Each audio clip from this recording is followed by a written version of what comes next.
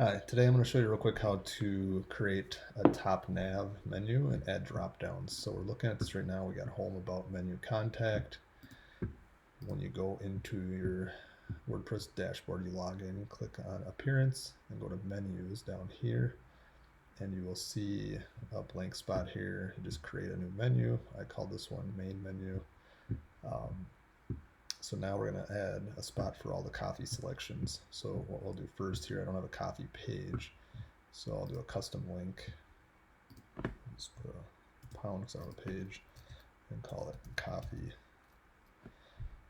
And click add to menu. And now you'll see it drops at the bottom. We'll add it right there.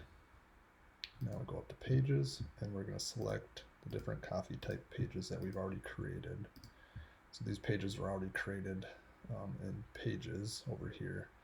Once you have pages published, they'll show up in this section. So click add to menu, and now we'll drag and drop them under coffee.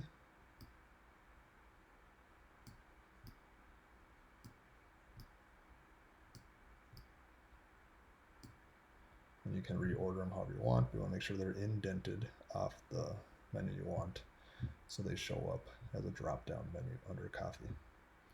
Click save.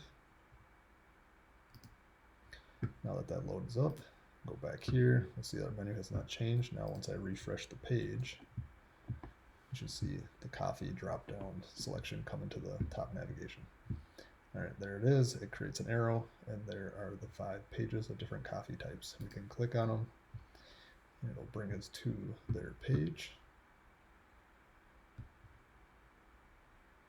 We can do for the other ones there also. So that's a quick way how to create your WordPress menu navigation with drop downs. Hope you enjoyed. Thanks. Bye.